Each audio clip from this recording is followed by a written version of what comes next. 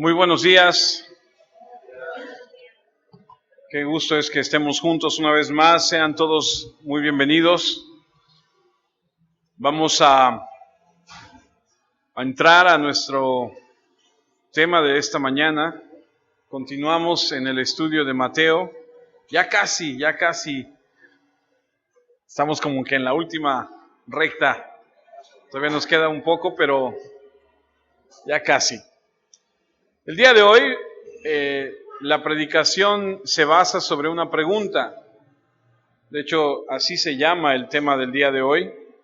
Y quiero plantar esa pregunta en el corazón de cada uno de nosotros, porque creo que es importante que la analicemos por un momento. Sin necesidad de que tú tengas que contestarla, quiero que la analices. El tema de esta mañana está basado en Mateo 22, del 41 al 46, a donde ahora el Señor Jesús es el que va a preguntar.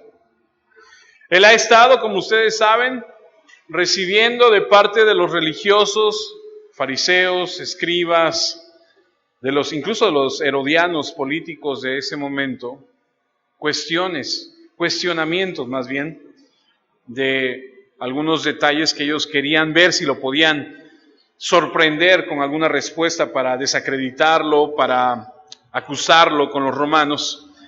Y esta mañana Jesús nos va a enseñar a través de su palabra, con esta pregunta que Él ahora les formula a ellos, algo muy importante. El título de esta predicación es ¿De quién es hijo el Cristo? Y si me permite y me acompaña, vamos a Mateo 22, versículos 41 en adelante, que dice así. Y estando juntos los fariseos, Jesús les preguntó, diciendo, ¿qué pensáis del Cristo? ¿De quién es hijo? Le dijeron, de David. Él les dijo, pues como David en el Espíritu le llama Señor diciendo, dijo el Señor a mi Señor, siéntate a mi derecha hasta que ponga a tus enemigos por estrado de tus pies. Pues si David le llama Señor, ¿cómo es su hijo? Dice el versículo 46, y nadie le podía responder palabra, ni osó alguno desde aquel día preguntarle más. Y esa es la pregunta de esta mañana. ¿Qué piensas de Cristo? ¿De quién es hijo? Creo que es la pregunta más importante de todas las preguntas que se pueden hacer. Ahora, cuando se trata acerca de dar opiniones acerca de Jesucristo, el mundo nunca ha dejado de dar una respuesta. Tiene una variedad impresionante de sugerencias de quién es Jesucristo, de quién fue, etcétera, etcétera. Ha habido y seguramente seguirá habiendo muchas respuestas. Por ejemplo, en el año 100 de nuestro Señor Jesucristo, los judíos escribieron acerca de Jesús y dijeron, Jesús practicó la magia y llevó a Israel por el mal camino. Como que empezaban a dar sus opiniones acerca de quién era el Cristo y empezaron a decir cosas como esas. Unos 200 años más adelante, en el Imperio Romano, un hombre de nombre Julián el Apóstata, que era conocido como un antiguo, adversario del cristianismo, escribió, Jesús ahora se ha celebrado por 300 años. Y dijo, no habiendo hecho nada en su vida digno de fama, a menos que alguien piense que es una obra muy grande curar cojos, sanar enfermos, expulsar demonios en los pueblos de Betsaida y de Betania. Digo, si alguien piensa que eso es la gran cosa, entonces hay que celebrarlo. Eso dijo este hombre. Y ha habido muchas versiones acerca de la persona de Jesucristo, muchos comentarios. Es más, los líderes de su propio día decían que él expulsaba demonios por Belcebú, por el mismo diablo. Y a través de la humanidad ha habido algunos que lo han atacado abiertamente y algunos que disfrazándose de bondad han dicho cosas de Jesús siendo condescendientes. Algunos grandes filósofos, escritores por la humanidad han dicho cosas como, esos grandes pensadores han dicho cosas como, por ejemplo, Ralph Waldo dijo, un filósofo escritor dijo, él no creía en Jesús y dijo, Jesús es el más perfecto de todos los hombres que ha aparecido en la tierra. Un gran filósofo, escritor, pensador, siendo condescendiente con Jesús, dijo, un gran hombre. Otro filósofo, francés, dijo que Jesús era insuperable. Napoleón incluso lo llamó el emperador del amor. Otro filósofo dijo que él era un gran guía de la humanidad. Y así, otro francés filósofo dijo que el más grande hijo de los hombres. Un joven con Dios en su corazón, dijo otro filósofo. Incluso aquellos que no creían en él dijeron grandes cosas acerca de él. Pero hay como que otro lado acerca de esto, como que otro lado oculto, donde hay una negación muy incipiente, que él es el mejor de todos los hombres. Y siempre en el cristianismo se ha atacado la deidad de Jesucristo, siempre se ha atacado la deidad de Jesús. Un ataque frontal a la doctrina, un énfasis muy reiterado de la deidad de Jesucristo. Algunos han dicho que Jesús es un hombre y nada más. Por ejemplo, los musulmanes enseñan que Jesús era un profeta, no igual a Moisés o a Mahoma, y que su religión era el Islam y no el cristianismo. Hay un movimiento espiritual en Estados Unidos que se llama Centro para la Conciencia Espiritual, liderado por un hombre de nombre Roy Eugene Davis, que dice que Jesús era un alma iluminada y que los hombres deben ser despertados a su propia naturaleza de Cristo dentro de ellos. Y así muchas opiniones acerca de quién es el Cristo. La masonería, por ejemplo, dice, cuando nosotros hablamos con la gente que está en nuestra asociación, le decimos que Jesús era solamente un hombre como nosotros. Hare Krishna, Jesús es solamente otro gurú. Los testigos de Jehová, que Jesús es un ser creado. Los mormones, el hermano espiritual de Lucifer. Y son los miles y miles y miles de opiniones que hay en contra, y algunos no tan en contra de nuestro Señor Jesús. Sutilezas, conceptos erróneos de Jesús, que incluso existieron en su tiempo. Pero que lo más importante en nuestro día, en este día, el día de aquí en esta iglesia es, ¿qué piensas tú de Jesús? ¿Quién es Jesús para ti? ¿Quién es el Cristo para tu vida? Los judíos creían que el Mesías era una persona, no divino, sino una persona, un líder espiritual que vendría a cambiar el rumbo de la nación. Y con esa finalidad de corregir este contexto, de ese pensamiento, es que surge esto. Ahora, como les decía hace un momento, estamos en miércoles en el templo, estos líderes se han juntado, han escuchado 3 parábolas, han hecho 3 preguntas, y ahora la pregunta no la formulan ellos. Ahora la pregunta viene de Él hacia ellos, y el propósito de esta pregunta es aclarar la identidad de Cristo, el Mesías. Porque ellos vivían bajo una falsa suposición de que el Mesías sería solamente un líder militar humano. Y el Señor va a confrontarlos, a la multitud que está ahí, a los religiosos. Recuerden que la temporada es la Pascua, hay muchísima gente. Y entonces, en este momento, el Señor va a enseñarles esta gran verdad. Mateo 22, 41. Vemos que hay aquí una pregunta que el Señor va a formular. Y estando junto a los fariseos, Jesús les preguntó, diciendo, ¿qué pensáis del Cristo? ¿De quién es hijo? Le dijeron, de David. Vamos a detenernos ahí un momento y vamos a establecer la escena. Dice aquí que los fariseos están juntos, lo acabamos de leer, y estando juntos los fariseos. Y esto lo podemos ver incluso unos versículos antes. Mateo 22:34 nos dice que entonces los fariseos, oyendo que había hecho callar a los saduceos, que fueron los primeros que fueron a hacer la pregunta, se juntaron a una.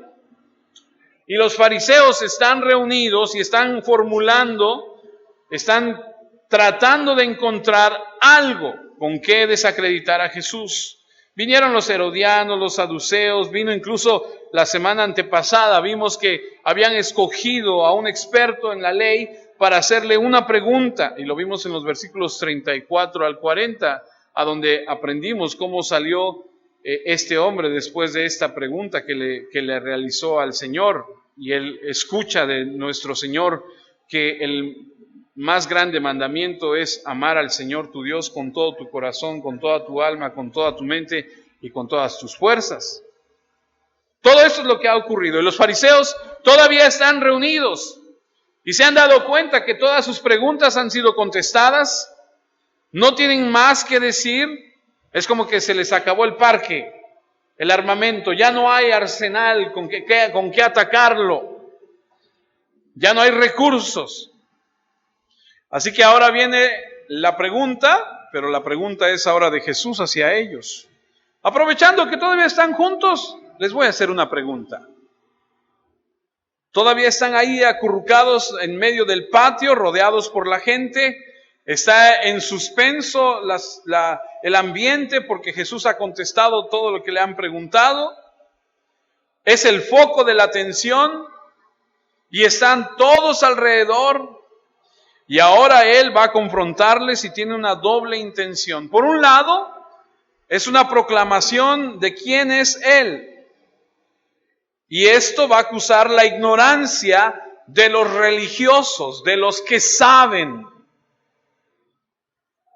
Es un pronunciamiento que finalmente reflexiona sobre su juicio. Hoy van a entender quién es el Cristo. Se van a dar cuenta, les voy a decir, Él les va a preguntar, pero en su pregunta vamos a entender todo lo que hay detrás de esto. En otras palabras, les está diciendo que pensaron que el Mesías sería un simple hombre, pero Él les va a enseñar que no solamente es un simple hombre, sino que también es Dios. Y les va a mostrar su fracaso de entender esto en una acusación.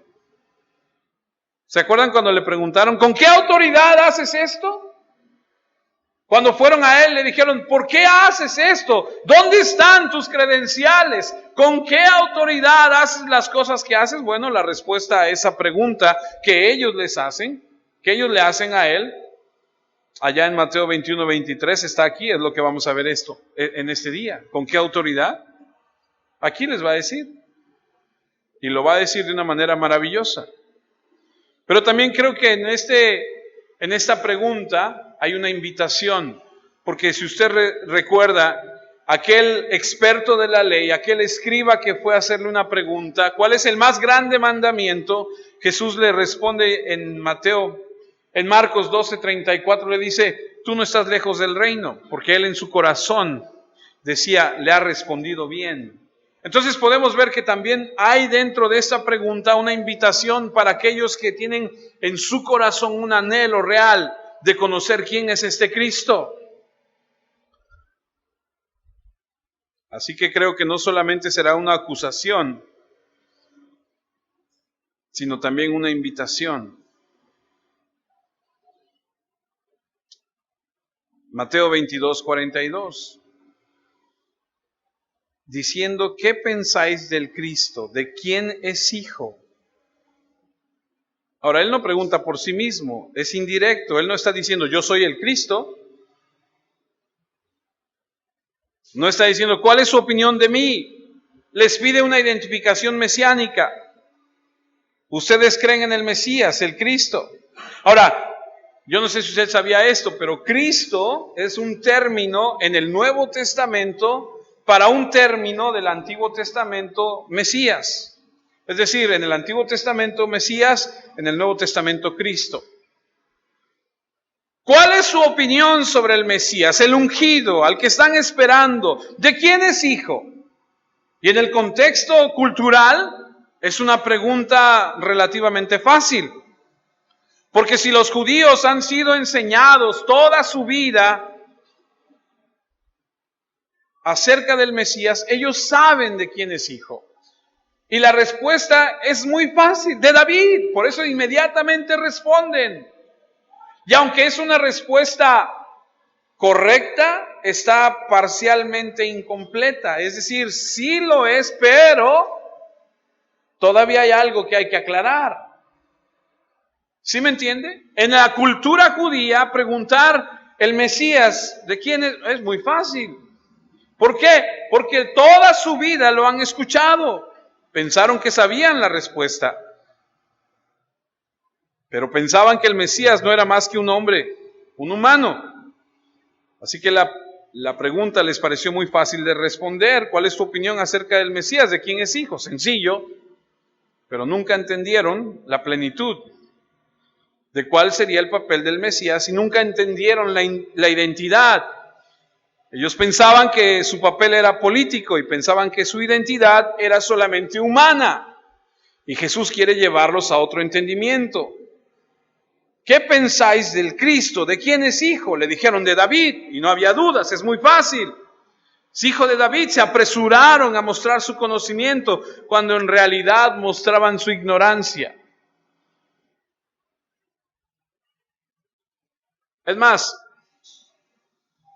Marcos 12:35, acompáñeme ahí. Marcos 12:35. Dice Marcos 12:35, enseñando Jesús en el templo decía, ¿cómo dicen los escribas que el Cristo es hijo de David? O sea, era algo que ya se sabía. El Cristo es hijo de David, era algo que todos conocían. Por eso es que los escribas lo enseñaban. Ahora, ¿de dónde sacan esto? ¿De dónde dicen los religiosos de Israel que el Mesías es hijo de David? De la misma escritura, ¿cierto? ¿Dónde está?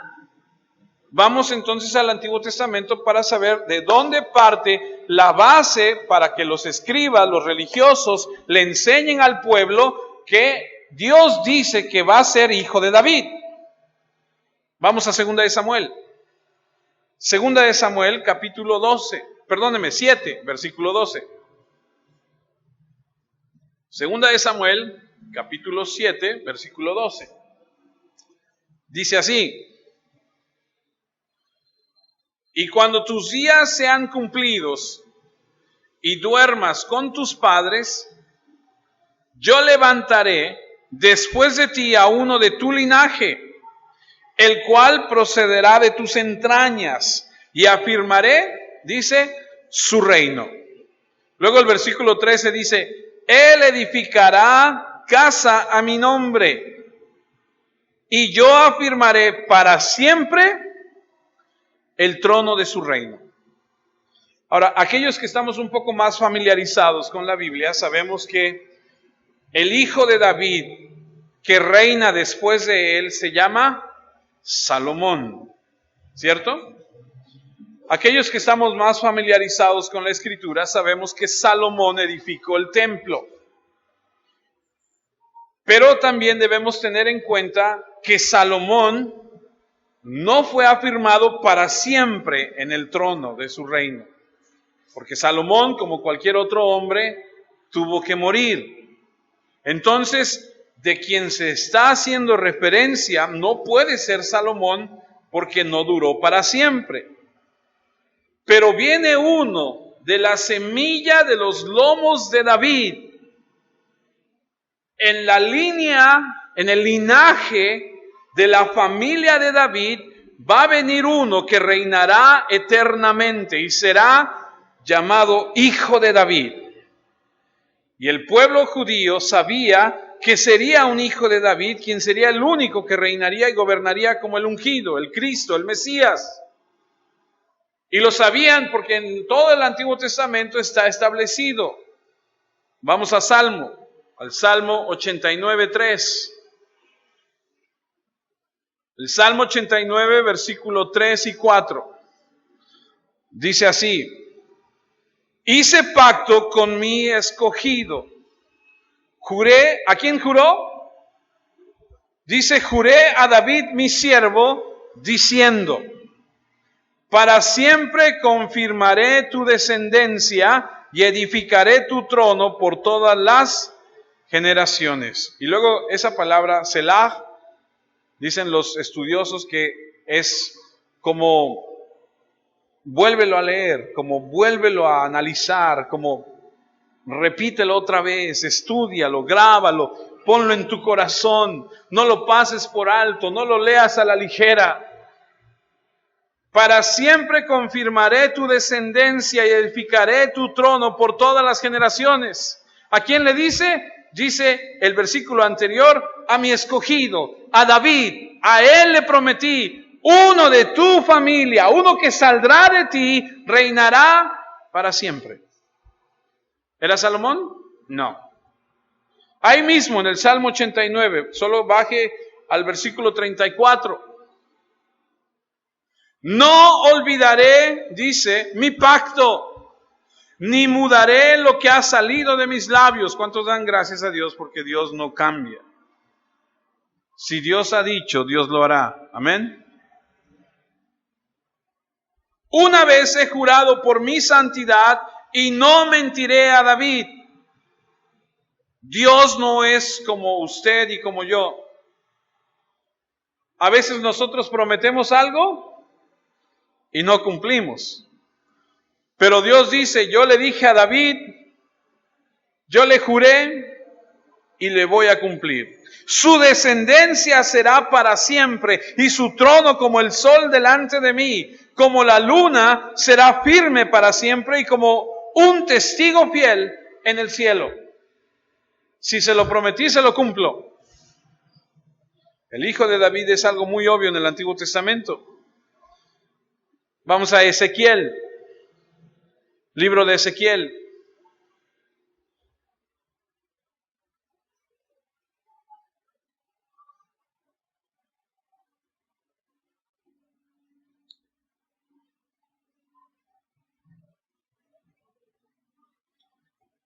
Me espero un segundo porque a veces encontrar Ezequiel no es tan fácil. Bueno, si estás en el teléfono es más rápido. Ezequiel 37, 24.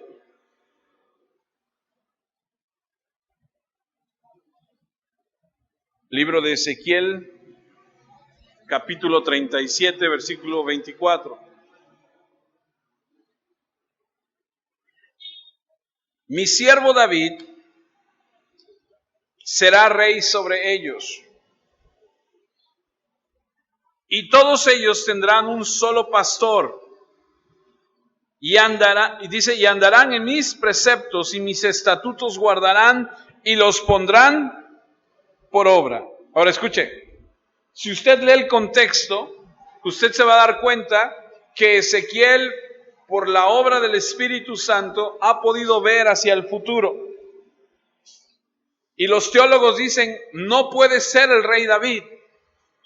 No está hablando del rey David, está hablando de aquel que representa a David como el pastor, como aquel que ha salido de David, que procede de David. Dice, será rey sobre ellos y todos tendrán un solo pastor y andarán. Es el reino del futuro, el reino milenario, está viendo hacia el futuro, el día en que Dios y su pueblo se unirán y serán purificados. Por eso es que este David no significa un David literal, sino el Mesías.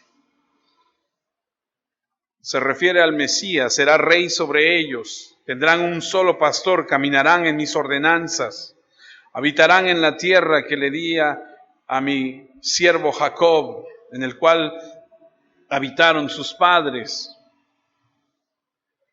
Así que los judíos, por estos y otros pasajes, sabían que el Mesías debía ser simiente de David. Vamos a Mateo 9. Y estamos tratando de establecer que este hijo de David tiene un fundamento. Mateo 9, versículo 27.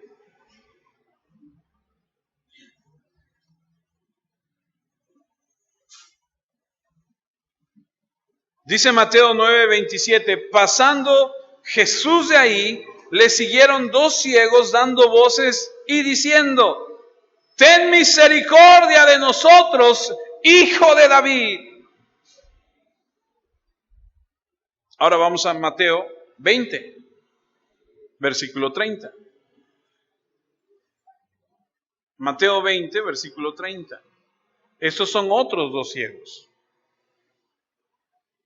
Y dos ciegos que estaban sentados junto al camino, cuando oyeron que Jesús pasaba, clamaron diciendo, Señor, Hijo de David, ten misericordia de nosotros. Estos son los ciegos de Jericó. Claman lo mismo y llaman a Jesús como el Mesías, porque Mesías e Hijo de David es en el Antiguo Testamento lo mismo.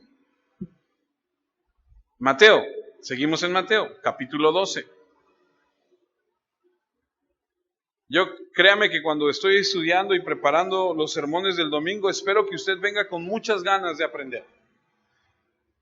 Que son muchos versículos a los que hay que ir. Y nunca estoy pensando, ay, voy a quitar estos porque son demasiados. Al contrario, estoy pensando, vamos a aprender más. Mateo 12, versículos 22 y 23. Entonces fue traído a él un endemoniado, ciego y mudo, y le sanó, de tal manera que el ciego y mudo veía y hablaba. Y el versículo 23 es clave. Y toda la gente estaba atónita y decía, ¿qué? ¿Será este aquel Hijo de David? Porque les habían enseñado toda su vida que el Hijo de David, el Mesías, un día llegaría. Y entonces la gente al verlo decía, ¿será este el Hijo de David? Es un título mesiánico. Cuando Jesús entra en Jerusalén el lunes, ¡Hosana al Hijo de David! Y cortan palmas y las ponen en el piso, y algunos se quitan sus capas y las extienden, y hay una gran alegría, y hay mucho ruido ahí en la entrada de Jerusalén, y gritan y le dicen, Hijo de David. ¿Por qué? Porque es un título mesiánico. Es un término que los judíos usaron para identificar al hijo mayor de David que se sentaría en el trono y reinaría. Es más, ahí en Mateo 21, el día anterior al que estamos estudiando en este momento, usted recordará que en Mateo 21:15 dice que los principales sacerdotes y los escribas, viendo las maravillas que hacía y a los muchachos aclamando en el templo y diciendo, Hosana al Hijo de David, ¿qué? Se indignaron, dijeron, no es posible. Y vemos que ese título, Hijo de David, es mesiánico. ¿Será este el Mesías? Así que los judíos tenían claro que el Mesías vendría a través del linaje de David y que él vendría de la línea. Y ahora eso es muy importante, porque desde que empezamos a estudiar Mateo, usted recordará, aquellos que han aguantado desde el principio, desde el 2015, cuando Mateo abre el estudio, empieza hablando de la genealogía de Jesucristo, el Hijo de David, y luego traza toda la genealogía a través de estos hombres que hay. ¿Puedes ponerlo? A ver si puedo ayudarles a entender. ¿Sí logra ver? El primero es Abraham. Y Abraham tuvo a hijo Isaac. Isaac tuvo dos hijos. Pero como usted y yo sabemos, la Biblia enseña que Dios, porque Él así lo quiere, dice, yo a uno lo tomo y a otro lo rechazo. ¿Por qué? Porque así es Dios. Él hace lo que Él quiere. ¿Amén? Y entonces vemos que de los hijos de Jacob, Dios escoge que de los hijos de Isaac, Dios escoge a Jacob y a Esaú, dicen Romanos, dice Pablo, que aun cuando eran unos bebés, Dios escogió a uno, dice yo a uno amé y al otro rechacé. Y vemos que entonces la línea va a venir por Jacob. Jacob, ¿cuántos hijos tuvo? 12, que son las tribus de Israel. ¿Lo has escuchado? Las 12 tribus de Israel. Y de las 12 tribus de Israel, otra vez, el Señor dice, y escoge a Judá. ¿Ha escuchado el término el león de la tribu de Judá? ¿Quién es? Jesucristo. Viene de la tribu de Judá. Ahora, Judá de entre los 12 es el escogido para que a través de él siga el linaje, ¿ok? No se pierda. Ahora, Judá, en Génesis 38, dice la historia que él se aparta de su familia y va a otro lugar. Conoce a una dama, se casa con ella, tiene 3 hijos y el mayor de ellos se casa con una mujer de nombre Tamar. Y porque era malvado, dice Génesis, que Dios le quita la vida. Y como era tradición que no se perdiera el linaje, Judá le dice al segundo de sus hijos, cásate con la esposa de tu hermano y dale descendencia a tu hermano. Pero ese hombre, que también era malvado, lo vimos hace unas semanas, dice que cuando se llegaba a ella, y cuando usted lee en la Biblia que se allegaba, quiere decir que había intimidad. Dice que este hombre vertía afuera, vertía en tierra. Usted sabe lo que es eso, ¿verdad?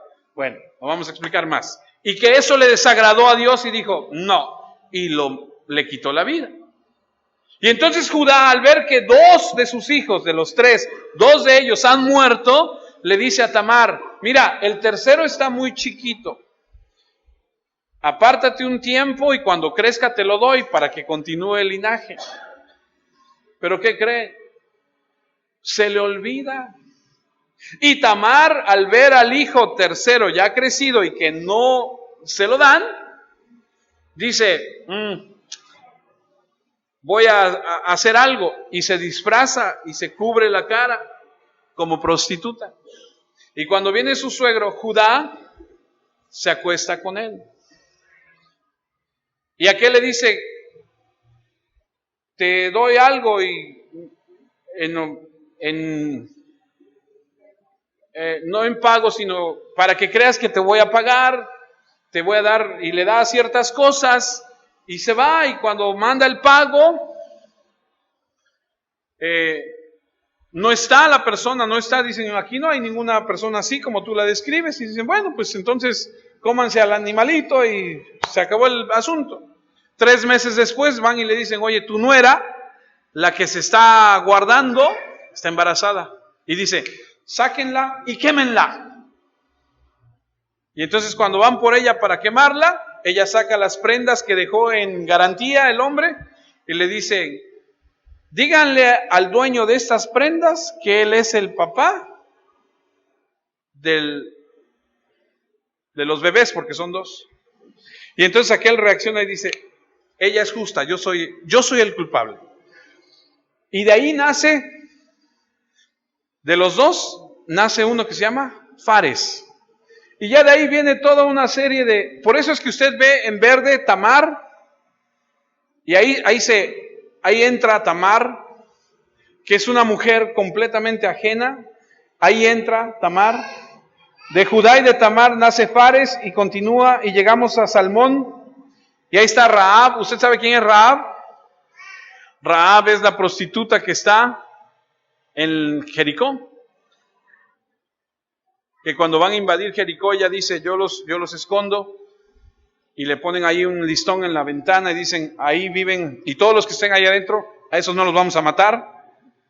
Y Rahab se casa con Salmón y de ellos 2 nace Boz. No Buzz Lightyear, sino Boz, el abuelo de, ya van a ver quién. Y Boaz se casa con Ruth. ¿Usted sabe quién es Ruth? ¿Sí? Otra mujer. Y de Boaz y de Ruth nace Obed, y de Obed nace Isaí, el abuelo de David. Y David un día caminando por el palacio, por la ventana, ve a una mujer que se está bañando y dice, wow, y la manda a traer. Usted sabe la historia, Betsabé, y de esa mujer nace Salomón. Ahora, aquí se pone interesante porque se divide. De Isaí, de David, se divide en dos. Y si usted se da cuenta de donde dice Betsabé, se va a ir con una serie de nombres y va a llegar hasta un hombre llamado José. Y del otro lado, donde dice Natán, Matata, etcétera, etcétera, va a llegar a una mujer que se llama María. ¿Y cuál es el propósito? El propósito es que entendamos que de la línea de David, tanto del lado de María como del lado de José, Jesucristo tiene el derecho de ser llamado hijo de David. Ahora, se va a poner interesante porque es un tema importante, porque los líderes no tenían, escuche, manera de decirle, no eres hijo de David, humanamente, porque en el templo había registros de qué familia pertenecías. Es decir, José venía de la línea de David y José podía haber dicho, es mi turno, yo soy el que, en el turno de subir al trono de Israel, me toca a mí. Pero no le toca a él, sino viene Jesús, y es Jesús quien recibe el título hijo de David. Si los religiosos no hubieran tenido los datos, inmediatamente le hubieran dicho, ese no es hijo de David. Pero nunca lo niegan, nunca le dicen. La situación es que cuando el templo es destruido, se pierden los registros, y ahora, hoy en día parece ser que no han podido dar un seguimiento exacto acerca de eso. Pero en esos días era diferente, ellos podían saber. Y está comprobado porque se dice que no había ninguna unión de los sacerdotes con alguien que no se supiera su genealogía. Es decir, vamos a unir nuestras familias. ¿De qué familia vienes? No, pues yo soy de los Casablanca, del Río, de allá de la Alta, ¿no? Y entonces iban a los registros y decían, tú eres hijo de fulano, sí, mi tatarabuelo fue fulano de tal, ¿no? Es como yo tuve un alumno en la secundaria hace unos años atrás que de apellido Díaz Mirón. Digo, ¿ese es tu apellido? Dice, sí, dice, y el Díaz Mirón, aquel que sabe, sí, dice, fue mi tatarabuelo. No me digas, sí. ¿Y Gutiérrez Zamora? Gutiérrez Zamora también. ¿Usted ha escuchado o ha pasado por Gutiérrez Zamora? Bueno, pues aquí hay alguien en la iglesia que se apellida así y que es familiar de aquel Gutiérrez Zamora. Entonces tú eres de los... Sí, yo soy de aquellos. Entonces había un registro. Así que la genealogía era muy, muy importante. Y si hubieran podido descalificarlo, al decir, no, tú no vienes de una línea de David, lo habrían hecho. El hecho es que no lo hicieron y nunca lo mencionaron. Y eso indica que era una realidad. Él venía de la línea de David. Por lo tanto, fue calificado humanamente para ser el rey de Israel. Si hubieran tenido una monarquía en aquellos días, él habría sido el rey. Así que su respuesta correcta, pero incompleta. Estaban en lo cierto, pero había algo más que había que aclarar. ¿Quién crees que es el hijo ¿El Cristo, dice? Ese gran título mesiánico es un título dado a Jesús, pero no es completo. Y Jesús va a aclarar esto. Porque David tuvo muchos hijos. David tuvo muchos descendientes. ¿Cómo se distingue uno de otro? ¿Cómo distingues a Salomón? ¿Cómo distingues a José? A Ezequías. Si estás buscando un hijo de David, tienes a mucha gente para elegir. ¿Dónde encontramos la respuesta? ¿Tiene el linaje de David? Sí, es una marca, pero tiene que haber otra. ¿Dónde la encuentro? Bueno, en el lugar a donde debes de buscar, en las Escrituras, y es ahí exactamente a donde el Señor va.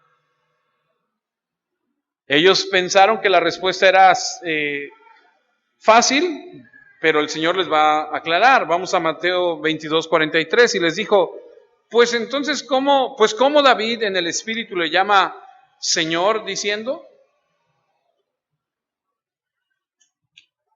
Pues ¿cómo David en el Espíritu le llama Señor diciendo? Si él es el hijo de David, ¿cómo es que David le dice Señor? Y aquí Señor viene de una palabra Kyrios, que es usada muchas veces en el Nuevo Testamento para deidad. Es el título del Señor Jesús. Cada vez que se le llama Señor, recuerda, es Kyrios. Pero en el Antiguo Testamento podrás encontrar como Señor Adonai. Y es un título para Dios. Por ejemplo, Génesis 15:2, yo se lo leo. Y respondió Abraham, Señor Jehová, ¿qué me dará siendo así que ando sin hijo y el mayordomo de mi casa es ese Damaseno Eliezer? Señor Jehová. Otro del Antiguo Testamento, Deuteronomio 10:17. Anótelo, Deuteronomio 10:17. Porque Jehová vuestro Dios es Dios de dioses y Señor de señores. Ahora, aquí hay algo bien interesante. Lo hemos dicho varias veces. Dios es Dios, mayúscula, dice dioses con minúscula. Señor con mayúscula, de señores con minúscula.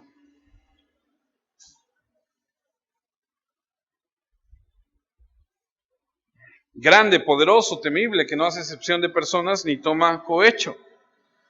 Y usted ha escuchado Yahvé, Adonai, títulos de divinidad del Señor. El Señor tiene que ver con divinidad. El Salmo 35:23, muévete y despierta. Eso es para usted que se está durmiendo, pero así dice el Salmo 35. Muévete y despierta para hacerme justicia, Dios mío y Señor mío, para defender mi causa.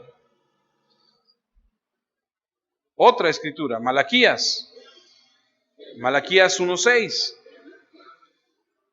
Malaquías 1:6 dice, el hijo honra al padre y el siervo a su señor. Si pues soy su padre, ¿dónde está mi honra? Y si soy señor, ¿dónde está mi temor? Dice Jehová de los ejércitos a vosotros, oh sacerdotes, que menospreciáis mi nombre y decís, ¿en qué he menospreciado tu nombre? Si yo soy Señor, o sea, si yo soy su Dios, entonces Jesús dice que si el Mesías es solo el hijo de David, es humano. Pero ¿cómo es entonces que David lo llama Señor Dios? Y esa es una cuestión importante. Ahora vamos a leerlo con más detenimiento. Me regreso a Mateo 22:43. Él les dijo, ¿cómo pues David en el Espíritu le llama Señor diciendo? Y ahí está la clave. Hay algo muy importante ahí. ¿Cómo estaba David? En el Espíritu. Acompáñame a Apocalipsis 1:10. Aquí en Apocalipsis es Juan.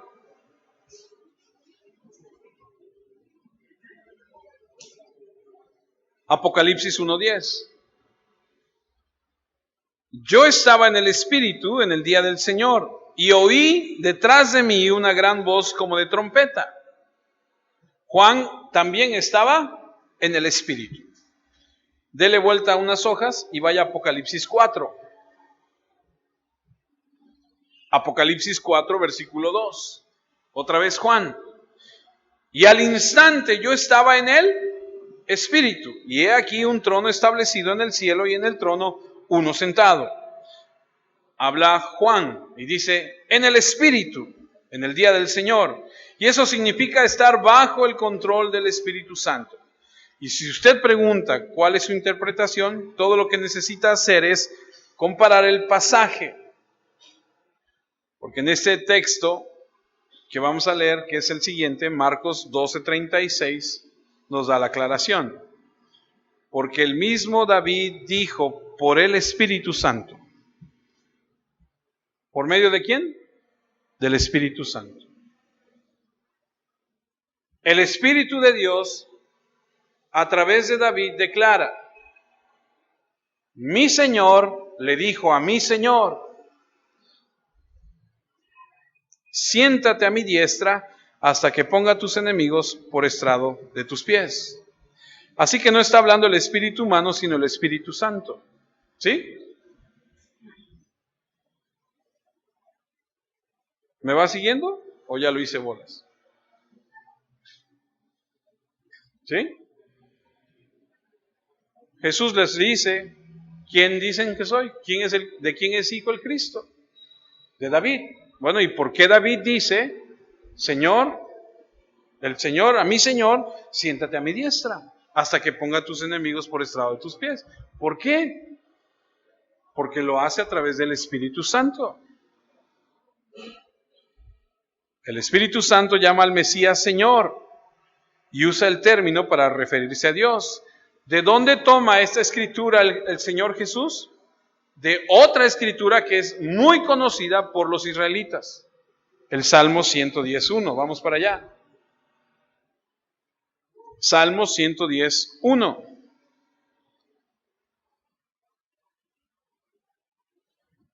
Esto que está diciendo aquí es algo bien importante, no se lo pierda. Cuando Jesús en Mateo les dice esto a los fariseos, se está refiriendo al Salmo. Pero cuando lo dice en Mateo, dice que lo dice David. En el Salmo no dice que diga David. Salmo 110:1. Jehová dijo a mi Señor, siéntate a mi diestra hasta que ponga a tus enemigos por estrado de tus pies. David escribió ese salmo. Y tenemos aquí dos señores. El Señor número 1, hablando con el Señor número 2. Dijo el Señor a mi Señor, siéntate a mi diestra, hasta que ponga a tus enemigos por estrado de mis pies. Y Dios en la Biblia es llamado Yahweh, Elohim, Adonai, Jehová.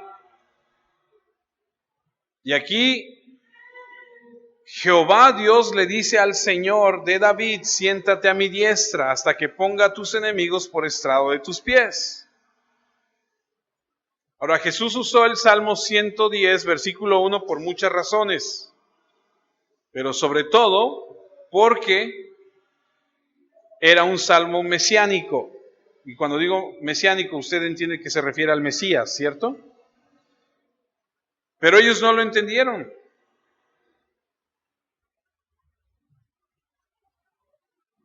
No entendían de esta forma. Y este salmo es uno de los salmos más citados en el Nuevo Testamento. Lo cita Pedro, Pablo, Hebreos, lo citan aquí en Mateo, en Marcos, en Lucas. Y este salmo es muy importante. Y el Señor nos enseña a través de este salmo tres cosas, muy rápidamente. Número 1, está diciendo que es un salmo mesiánico, porque David está hablando del Mesías. ¿Qué piensas del ungido? ¿De quién es hijo? De David. ¿Y por qué David le dice, lo llama Señor? Un salmo mesiánico. Número 2, afirmando la autoría de David. No vemos el nombre, como les dije, en el Salmo 110 de David, pero Jesús dice que David lo escribió. Y los judíos lo entienden muy bien. Y número 3, Jesús afirma la deidad del Mesías, el Salmo 110:1. Afirma la deidad del Mesías, y esa es su intención. El Mesías no solamente es hijo de David, aparte de que es hijo de David, también es Dios.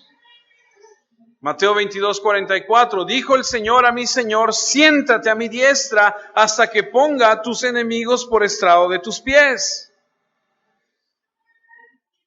Hace unos días estaba hablando con una persona y me decía, en la primaria y en la secundaria a mí me costó mucho trabajo porque soy zurdo. Y yo no sé si haya alguien aquí que sea zurdo y que le haya pasado lo mismo, porque dice, todo es para derechos. Dice, bueno, ahora hay cosas que son para zurdos, ¿no? Ahora el mouse, ya hay tijeras para zurdos, etcétera. Dice, pero cuando yo estaba creciendo, iba a la escuela y me llamó mucho la atención porque mientras yo estudiaba esto me hizo recordar y me dice, es que antes, años atrás, si tú eras zurdo, era considerado hasta malo. Hasta te amarraban y decían, no, tú tienes que escribir con la derecha. Y estaba yo pensando y decía, hay una razón. Cuando alguien dice, este es mi brazo derecho, se refiere a este es mi ayuda, este es mi fuerza, este es con quien yo puedo, etcétera, confiar, etcétera. O sea, siempre el derecho, la diestra es considerado lo bueno. Y usted recordará que en algún momento hemos hablado acerca de aquel que está sentado a la derecha y el que está sentado a la izquierda. Cuando se juzgaba, el que de la derecha, cuando el sumo sacerdote volteaba a la derecha le decía, escribe el perdón, el de la derecha era el que escribía el perdón y el de la izquierda era el que omitía el juicio. Entonces, el Señor dice, sentado a la diestra, ha sido puesto en un rango de coigualdad, poder y autoridad. Es por eso que Hebreos 1 dice que Dios levantó a Cristo y lo puso a su diestra. Es un símbolo de autoridad. El hombre normalmente, la derecha es la fuerza, un lugar de autoridad, de poder. Y luego leemos en el Salmo 110:1, bueno, hace rato que, no sé si lo tengas ahí, pero no importa si no lo tienes. Dice, hasta que ponga a tus enemigos por estrados de tus pies. Y eso lo podemos remontar hasta Josué. Josué 10:24. Y cuando los hubieron llevado a Josué, llamó Josué a todos los varones de Israel y dijo a los principales de la gente de guerra que habían venido con él, acercaos y poned vuestros pies sobre los cuellos de estos reyes. Y ellos se acercaron y pusieron sus pies sobre los cuellos de ellos. Era un signo del enemigo derrotado. Y así Dios le dice al Señor de David, el Mesías, te voy a dar un lugar de igualdad conmigo, donde se expresa el poder y la autoridad. Serás invencible y todos los que pelean contra ti serán traídos bajo tus pies. Serán el estrado de tus pies. Todos los detractores, los que rechazan, los que niegan, serán puestos bajo tus pies. Por eso cuando leemos el Salmo 2, acompáñame al Salmo 2.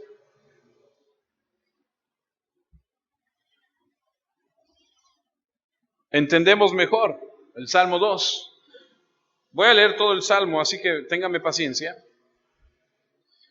No es mucho. Salmo 2, versículo 1. ¿Por qué se amotinan las gentes y los pueblos piensan cosas vanas?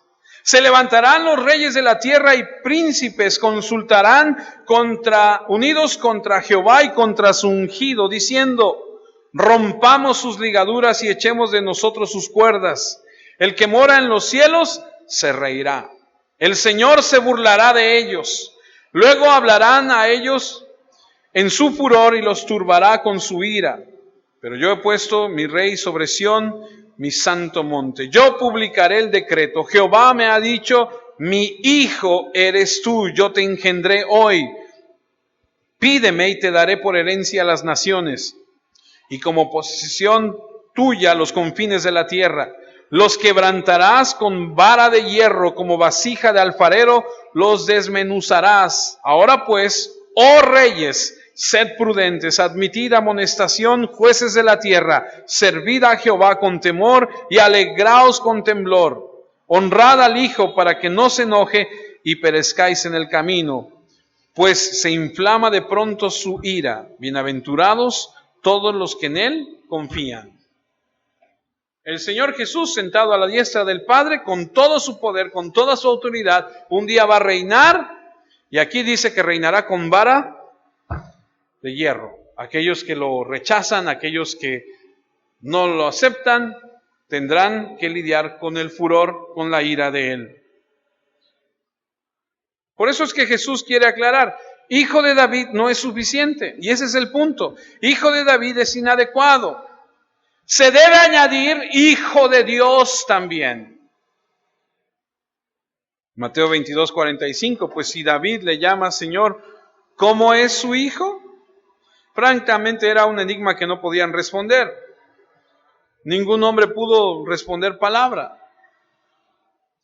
Estos eran los líderes religiosos, los que se supone que saben y no podían responderle. No reconocían con claridad este pasaje.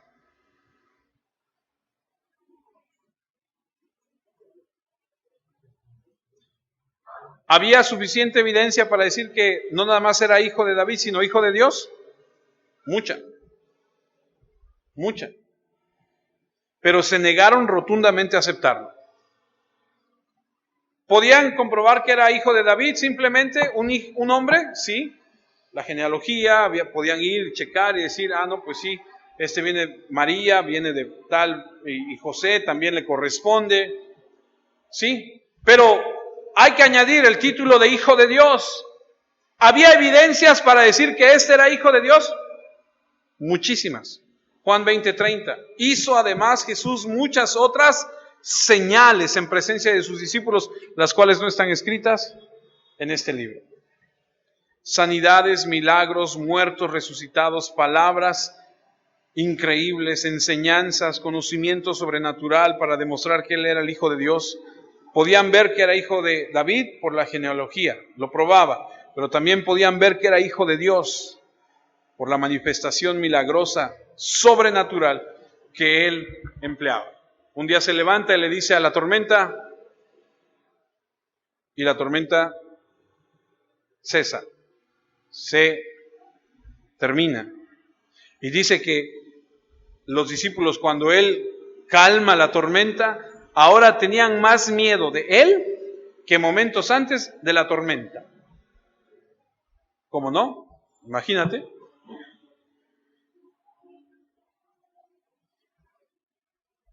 Ver resucitar a un hombre, ver a un ciego, ver a un sordo, escuchar, a un endemoniado, cambiar. Debe haber sido algo impresionante. Apocalipsis 22:16. Yo, Jesús, he enviado mi ángel para daros testimonio de estas cosas en las iglesias. Yo soy la raíz y el linaje de David, la estrella resplandeciente de la mañana. Jesús mismo en Apocalipsis dice, yo soy del linaje de David, yo soy aquel. Por eso es que comencé preguntándote, ¿tú qué piensas del Cristo? ¿Quién es el Cristo para ti? ¿Cómo tomas a Cristo tú en tu vida personal?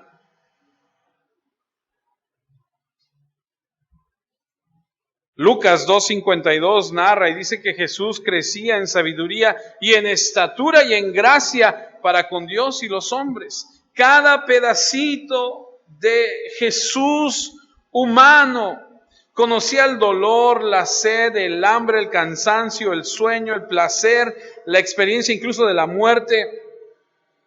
Él hizo un látigo y echó a los hombres del templo. Podía escupir y sanar a los ciegos. Le arrancaron su barba, le pusieron una corona de espinas sobre su cabeza, lo clavaron a una cruz, lo traspasaron con una lanza en su costado. Sí, era humano. Él es llamado en la Biblia Hijo del Hombre. Cristo Jesús, hombre de dolores, poseía carne y sangre, podía ser tocado, podía ser abrazado, sus pies podían ser besados y lavados. Tenía un alma, un espíritu, era parte humana como nosotros. En alguna ocasión dijo en Mateo 26, mi alma está muy triste, se turba mi espíritu. En Juan 13, fue tentado en todo como nosotros. ¿Se acuerdan cuando le trae a aquella mujer que ha sido sorprendida en adulterio? Y se la traen y dice que él agacha su mirada al piso y empieza a escribir en el suelo. Y tiene una conversación con los que están ahí, pero jamás levanta la vista hasta que todos se han ido. Le dice, mujer, ni yo te condeno, vete. Algunos dicen que la mujer pudo haber ido semidesnuda, no lo sabemos, pero sabemos que Jesús nunca pecó.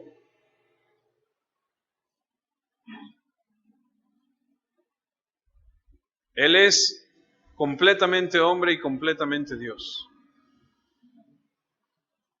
Poseía y posee hasta el día de hoy y para siempre los atributos de Dios. Omnipotencia, se levanta y calma la tormenta. Omnisciencia. Antes de que le preguntaran, Él sabía lo que estaban pensando. Aún si no le preguntaban, Él sabía lo que habían pensado. Proveedor de alimentos, sanador,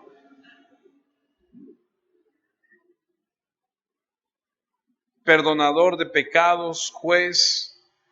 Él dijo en Mateo 18:20, porque donde estén 2 o 3 congregados en mi nombre, ahí estoy yo en medio de ellos. Omnipresente, omnisciente.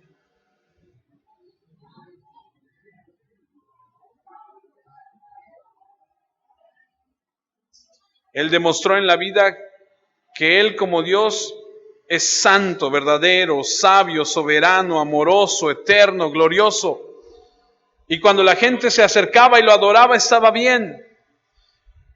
Nunca dijo, no, a mí no me adoren. Es más, pidió que se orara en su nombre. Cualquier cosa que pidas al Padre en mi nombre, dijo Jesús. Y llevaba los mismos nombres que Dios. Roca, Salvador, Redentor, Santo, Señor de los ejércitos, Rey, primero y último, Luz. Y siempre los escritores del Nuevo Testamento lo presentan como Hijo de David, Hijo de Dios. Y Pablo en Romanos Pablo le escribe a Timoteo en 2 de Timoteo 2:8, acuérdate de Jesucristo, del linaje de David, resucitado de los muertos conforme a mi evangelio. El evangelio dice que él nació de la semilla de David. Esa era su humanidad. Y resucitó de entre los muertos. Esa era su deidad. Las dos naturalezas de Cristo se funden indivisiblemente en el Dios hombre.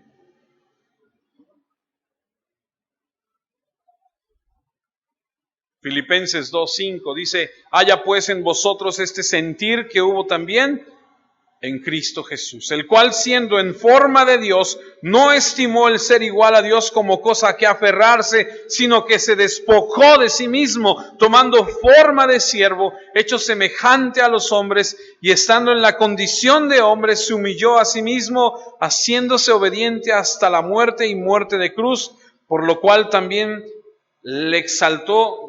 Dios también le exaltó hasta lo sumo y le dio un nombre que es sobre todo nombre, para que en el nombre de Jesús se doble toda rodilla de los que están en los cielos, en la tierra y debajo de la tierra, y toda lengua confiese que Jesucristo es el Señor, para gloria de Dios Padre.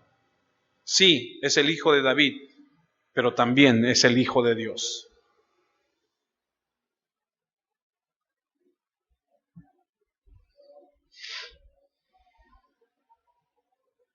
¿Qué dijeron en Juan 1? Que era un hombre que vino al mundo como hombre, que era uno de nosotros, y sin embargo dice, contemplamos su gloria como la del unigénito del Padre, lleno de gracia y verdad. ¿Cómo percibes a Cristo tú? ¿Quién es Cristo para ti? ¿Es el Señor? ¿Es el Señor en tu vida? ¿Es tu Salvador? ¿Cómo percibes a Cristo de la Escritura en tu vida para ti? Porque algunos nada más lo tomamos como Salvador y decimos, Él es mi Salvador. Pero no nada más es tu Salvador, es tu Señor. Y cuando es tu Señor, tú haces lo que tu Señor te dice que hagas.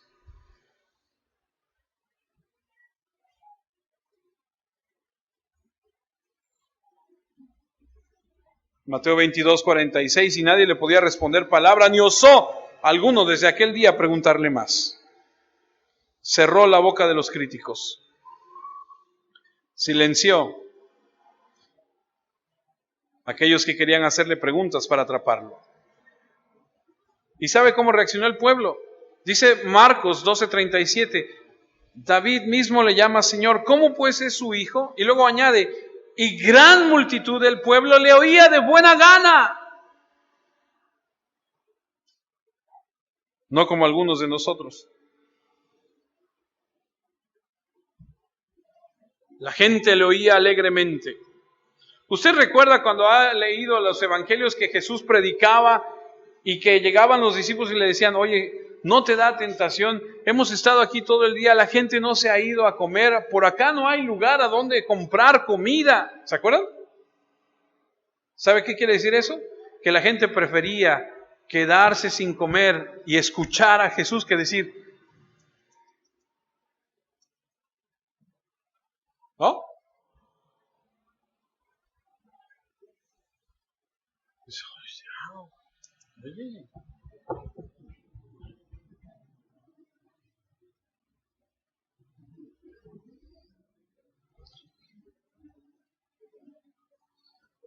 Claro, Él era Jesús. Bueno, Él es Jesús, ¿cierto?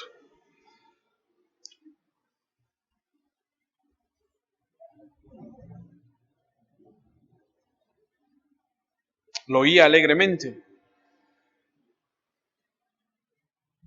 Pero esa gente que lo oía alegremente era tendenciosa. ¿Sabe lo que es eso? Un día sí, otro día no. Esa gente que lo oía alegremente, para el viernes está gritando, ¡crucifíquenlo! ¿Cómo? Pero si el miércoles cuando estaba predicando, todos tendenciosos. Querían oír más porque pensaban que era un líder político militar que iba a derrocar a Roma.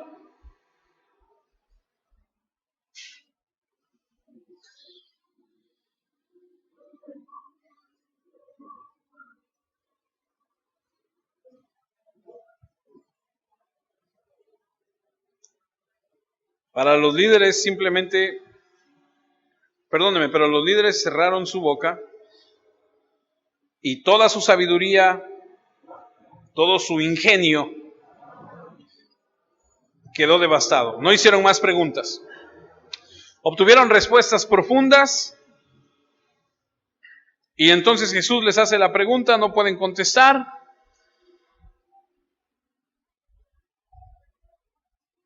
Ellos se quedan callados para no ser avergonzados, no ser humillados por este joven nazareno sin educación, de acuerdo a su concepto, pero nunca recibieron el mensaje. Se negaron a creer, con todas las evidencias. Mateo 26, 63 y 64. Y con eso vamos terminando. Mas Jesús callaba. Entonces el sumo sacerdote le dijo: te conjuro por el Dios viviente que me digas si eres tú el Cristo, el Hijo de Dios. Jesús le dijo: tú lo has dicho. Y además os digo que desde ahora veréis al Hijo del Hombre sentado a la diestra del poder de Dios y viniendo en las nubes del cielo. Ellos no querían una respuesta para decir, sí, perdona, de veras, ya nos dimos cuenta. Querían una respuesta para mandarlo a la cruz. No estaban interesados. Por eso dice, usted lo puede leer después, dice que se rasgaron su ropa y dijeron, ¡ya ahí está! ¡Es un blasfemo! Y dijeron, por eso lo vamos a crucificar.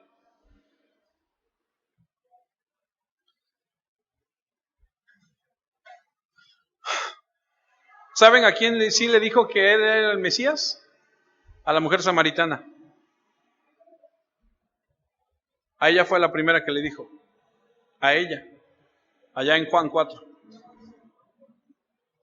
A una samaritana. A una gentil. Él se revela a quien él quiere. Él le dijo que él era el Cristo, ella fue salva.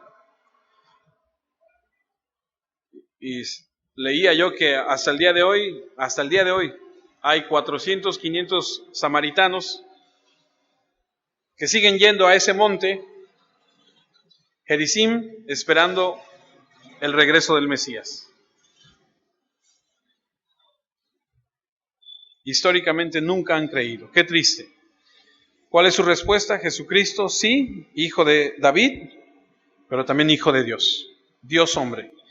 Vino al mundo como hombre para morir por el hombre y como Dios para tener victoria sobre la muerte, el pecado y el infierno. Ese es nuestro Señor. Ese es el Cristo. Así debemos verlo. Oremos. Amado Padre, quiero darte gracias en este momento porque nos das la oportunidad de leer tu palabra, de entenderla. Te pido, amado Espíritu Santo, con toda humildad, que la palabra que hemos escuchado la podamos grabar en lo profundo de nuestro corazón. Que tú, con tu preciosa obra, con tu enorme poder, Señor, ilimitado, con la paciencia que te caracteriza, Señor, sigas trabajando en nuestra vida. Perdónanos por ser indiferentes, por ser, Señor, muchas veces contumaces, duros de cerviz. Perdónanos y ayúdanos a crecer y a madurar.